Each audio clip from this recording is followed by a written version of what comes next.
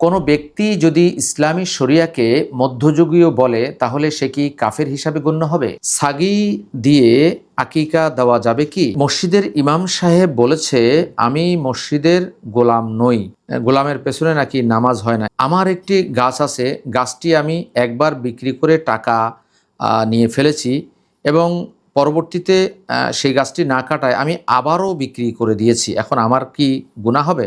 ধর্ষকের হাত থেকে মেয়ে বা স্ত্রীকে বাঁচানোর জন্য কেউ যদি ধর্ষককে আঘাত করলে সে যদি নিহত হয়, অথবা কোনো নারী যদি নিজের ইজ্জত আবরু বাঁচানোর জন্য কোনো ধর্ষককে আঘাত করলে সে নিহত হয়, এর বিধান কি?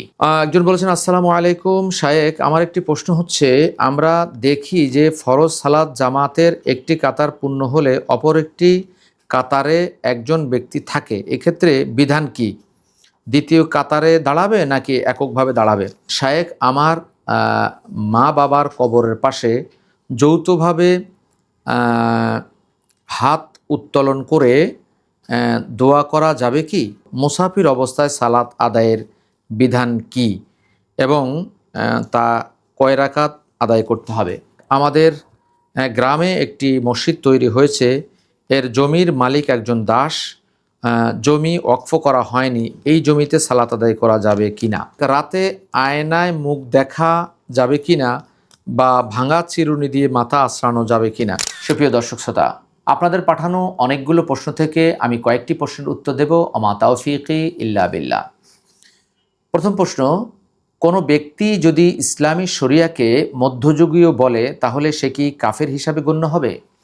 কোনো ব্যক্তি, দল বা কোনো গোষ্ঠী যদি ইসলামী শরিয়াকে মধ্যযুগীয় বলে তাহলে সেটা খুবই গর্হিত অন্যায় একটি কাজ, সে কাফের হিসাবে পরিগণিত হবে। 47 নম্বর সূরা মুহাম্মাদের 9 নম্বর আয়াতে আল্লাহ বলেছেন যে আল্লাহ যে বিধান দিয়েছেন, যা নাজিল করেছেন, যে তা অপছন্দ করবে, উপহাস করবে, তার আমল আল্লাহ বরবাদ করে দিবেন। অর্থাৎ ইতঃপূর্বে সে সালাত আদায় করেছে, সিয়াম পালন করেছে, জাকাত প্রদান করেছে, হজ করেছে, যা করেছে সব কিছু আল্লাহ বরবাদ করে দিবেন।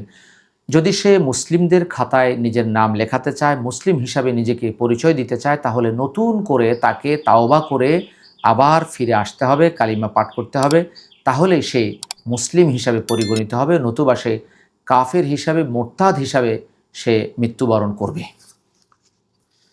সাগি দিয়ে আকিকা দেওয়া যাবে কি? ছাগল দিয়ে আকিকা দেওয়া যাবে, সাগি দিয়েও আকিকা দেওয়ায় কোনো দোষ নেই। রাসূলুল্লাহ সাল্লাল্লাহু আলাইহি সাল্লাম হুসাইন রাদিয়াল্লাহু আনহুর আকিকার সময় দুটি ছাগল দিয়ে তিনি আকিকা করেন, তবে সাগির ব্যাপারে নিষেধাজ্ঞা নেই, সেহেতু আমরা সাগি দিয়েও আকিকা করতে পারবো। একটি মসজিদের ইমাম সাহেব বলেছে আমি মসজিদের গোলাম নই, গোলামের পেছনে নাকি নামাজ হয় না, একথা কি ঠিক?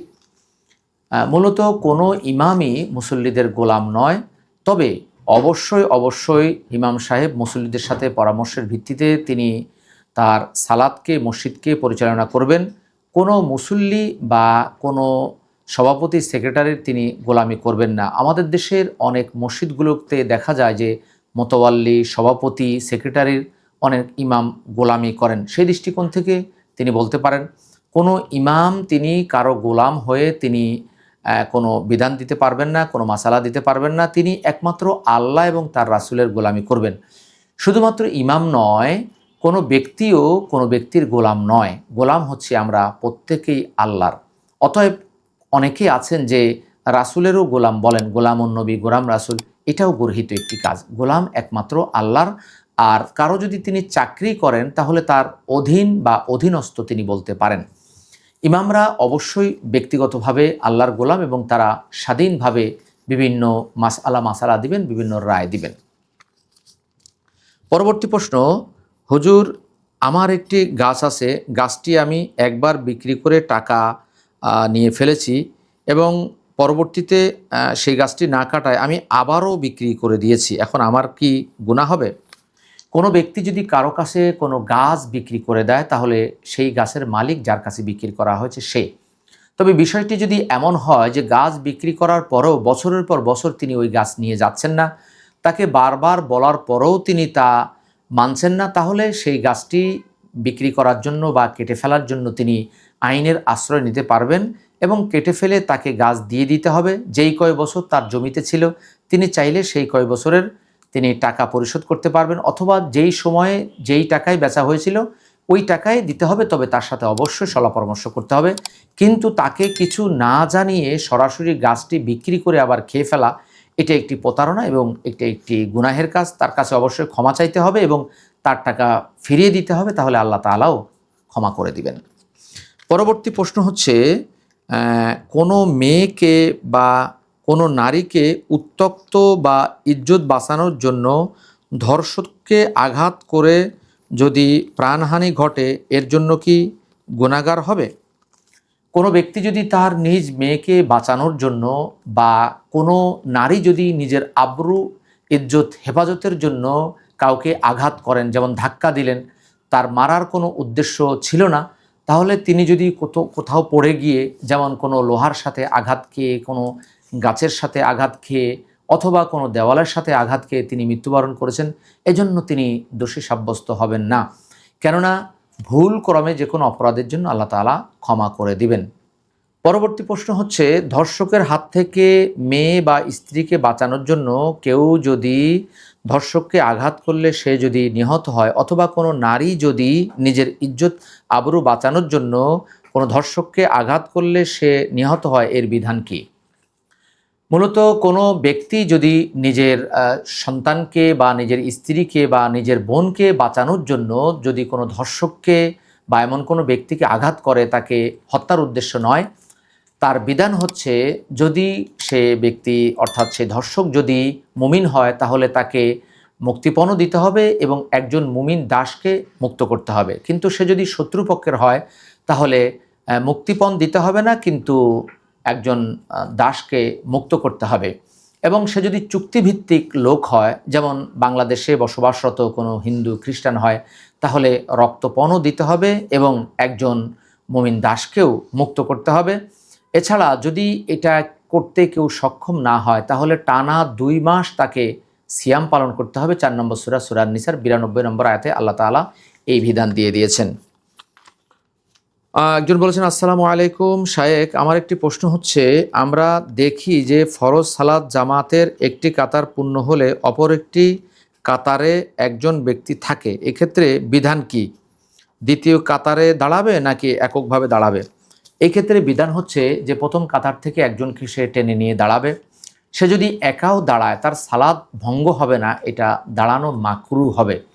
আর আমাদের দেশে অনেকেই আছেন ডান পাশ থেকে দাঁড়ান বা অনেকে আছেন বাম পাশ থেকে দাঁড়ান। মূলত কাতার দাঁড়াতে হবে মাঝখান থেকে যে কোনো দিকে আপনি যেতে পারেন, ডানে বামে, কিন্তু ইমামের পেছনে যে কেউ কাতার করুক, দ্বিতীয় কাতার তৃতীয় কাতার মাঝখান থেকেই করতে হবে। পরবর্তী প্রশ্ন হচ্ছে, শায়েখ, আমার মা বাবার কবরের পাশে যৌথভাবে হাত উত্তোলন করে দোয়া করা যাবে কি? অর্থাৎ মা বাবা বা যে কোনো কবরের পাশে দাঁড়িয়ে অনেকেই একসাথে যৌথভাবে হাত তুলে মোনাজাত করা যাবে কি না? রাসূলুল্লাহ সাল্লাল্লাহু আলাইহি ওয়াসাল্লাম এবং সাহাবায়ে কেরামগণ তাবিঈনগণের যুগে এই আমলটি ছিল না।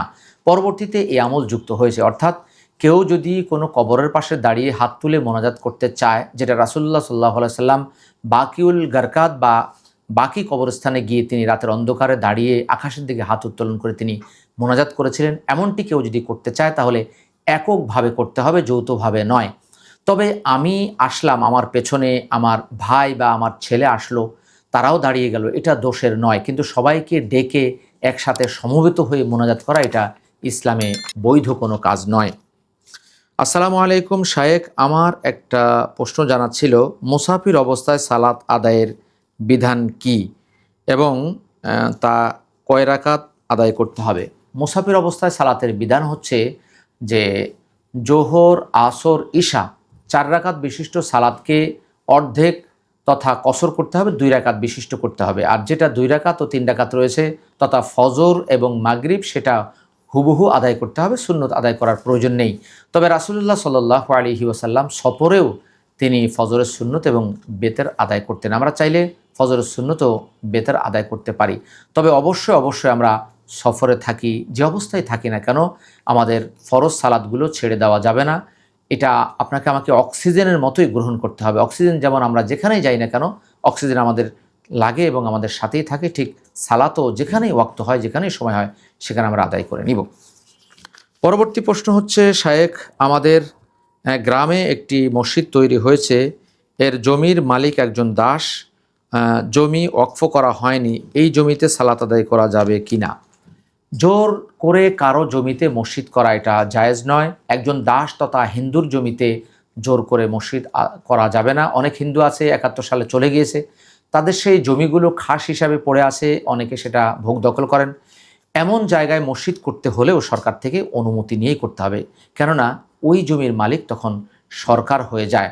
অতএব কোনো খাস জমিতে বা কোনো ভাওয়েল রাজার স্টেটে কোনো মসজিদ করতে হলে অবশ্যই আপনাকে আমাকে সরকার থেকে অনুমতি নিয়েই করতে হবে, কেননা মসজিদে সালাত আদায় করার জন্য ওয়াকফ জরুরি একটি বিষয়।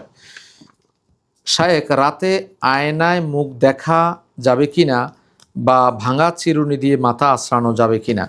রাতে আয়নায় মুখ দেখা যায় না, ভাঙা আয়নায় মুখ দেখা যায় না, ভাঙা চিরুনি দিয়ে মাথা আঁচড়ানো যায় না। এগুলো মূলত গ্রাম অঞ্চলের কুসংস্কার, মহিলারা এগুলো ছড়িয়ে থাকেন, মূর্খ মানুষ এগুলো বিভিন্ন জায়গায় প্রচার করে থাকেন। কোরআন সুন্নাহর কোনো বিধান এটি নয়, কেননা ভালো একটি আয়না ভেঙে সেটা হয়েছে, এখন আপনি সেটাতে মুখ দেখতে পারেন। রাতে দিনে যে কোনো সময় আপনি আপনার মুখ দেখতে পারেন। ভাঙা চিরুনি ভালো চিরুনি থেকেই ভাঙা চিরুনি হয়েছে। ভাঙা চিরুনিতে মাথা আঁচড়ালে বা ভাঙা আয়নায় মুখ দেখলে হায়াত কমে যায়, এই জাতীয় কথা গর্হিত কথা, এবং এই জাতীয় কথা মহিলাদের কথা। এই জাতীয় বিশ্বাস করাই বরং গুনাহের কাজ। এই জাতীয় বিশ্বাস করা যাবে না। এই জাতীয় বিশ্বাস থেকে আপনাকে আমাকে দূরে সরে আসতে হবে, কেননা আল্লাহ তাআলা যে কোনো বিষয়ের তদন্ত করতে বলেছেন, আর আমরা তদন্ত ছাড়াই এই কথাগুলো বলে বেড়াই। কুরআন সুন্নাহ ফাউন্ডেশন, কুরআন সুন্নাহ ফাউন্ডেশন।